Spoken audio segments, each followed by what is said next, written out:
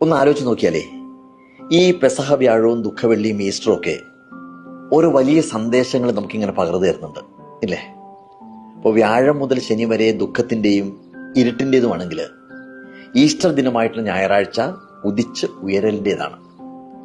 ഒപ്പം ഇരുന്ന് അത്താഴം കഴിക്കുന്നവർ പോലും ഇത്തിരി വെള്ളിക്കാശുകൾ കിട്ടിക്കഴിഞ്ഞാൽ ഒറ്റിക്കൊടുത്തേക്കാമെന്നും, അതുവരെ ഒപ്പം നടന്നിരുന്നവർ തന്നെ ഒരവസരം കിട്ടിക്കഴിഞ്ഞാൽ പലവട്ടം തള്ളിപ്പറഞ്ഞേക്കാമെന്നും, എത്രമാത്രം സത്യസന്ധമായിട്ട് ജീവിച്ചു കഴിഞ്ഞാലും ആൾക്കൂട്ടം കാര്യമൊന്നും അറിയാതെ അയാളെ ക്രൂശിക്കുക എന്ന് ആക്രോശിച്ചേക്കാമെന്നും അറിഞ്ഞിരിക്കാനുള്ള അവസരമാണ് ശനി വരെയുള്ള പാഠം. ഈസ്റ്ററിലേക്ക് എത്തുമ്പോൾ മരണതുല്യമായ പതനത്തിലേക്ക് ആരൊക്കെ തള്ളിവിട്ട് കഴിഞ്ഞാലും നമ്മുടെ പാത സത്യത്തിൻ്റെതാണെങ്കിൽ ഇന്നല്ലെങ്കിൽ നാളെ ഉയർത്തെഴുന്നേൽക്കാം എന്നുള്ള വളരെ പോസിറ്റീവായിട്ടുള്ള പാഠമാണ് സന്ദേശമാവുന്നത്.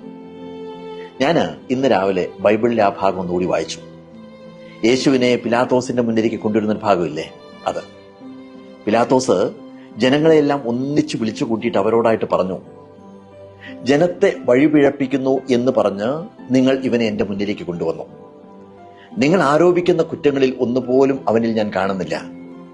മരണശിക്ഷ അർഹിക്കുന്ന ഒരു കുറ്റവും അവൻ ചെയ്തിട്ടുമില്ല. അതിനാൽ ഞാൻ അവനെ വിട്ടയക്കുവാൻ ആഗ്രഹിക്കുന്നു. അപ്പൊ എന്താ ഉണ്ടായത്?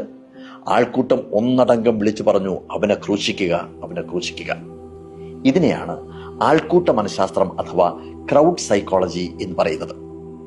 മനുഷ്യ മനസ്സ് എന്തുകൊണ്ടാണ് ഇങ്ങനെയാവുന്നത്? സോക്രട്ടീസിനെ വിഷം കുടിപ്പിക്കുന്നു, ഗാന്ധിജിയെ വെടിവെച്ച് കൊല്ലുന്നു, ജീസസിനെ കുരിശിൽ തറയ്ക്കുന്നു. MT വാസുദേവൻ നായർ പണ്ടേ പറഞ്ഞിട്ടുണ്ട്, സമൂഹത്തിന് ഒരു വേട്ടക്കാരന്റെ മനസ്സാണ്.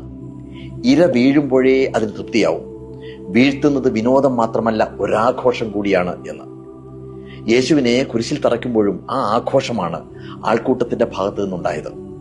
പക്ഷേ ജീസസ് ഉയർത്തെഴുന്നേൽക്കുന്നു. ബൈബിളില് ഏറ്റവും വലിപ്പമുള്ളതും ലളിതവുമായിട്ടുള്ള പാഠവും അത് തന്നെയാണ്.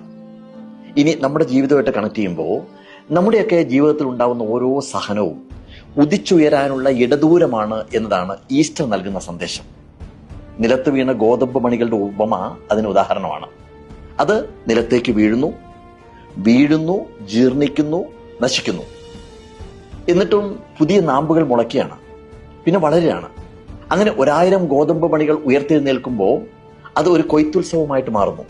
അതായത് സിമ്പിളായിട്ട് പറഞ്ഞു കഴിഞ്ഞാൽ, ഒരു സഹനവും അവസാനത്തേതല്ല, ഒരു വീഴ്ചയും വീണ്ടും എഴുന്നേൽക്കരുത് എന്ന് പറയുന്നില്ല. അതുകൊണ്ട് ആരൊക്കെ അടിച്ചമർത്തിക്കഴിഞ്ഞാലും, ആരൊക്കെ വേദനിപ്പിച്ചാലും, ആരൊക്കെ അസ്വാതന്ത്ര്യത്തിന്റെ കുരിശിൽ തറച്ചാലും ഉയർത്തെഴുന്നേൽക്കുക. നാളെ നമ്മുടെ കടുകുപാടവും പൂത്തുലയാതിരിക്കുകയില്ല എന്നുള്ള കാര്യം മനസ്സിലെപ്പോഴും പറഞ്ഞുകൊണ്ടിരിക്കുക.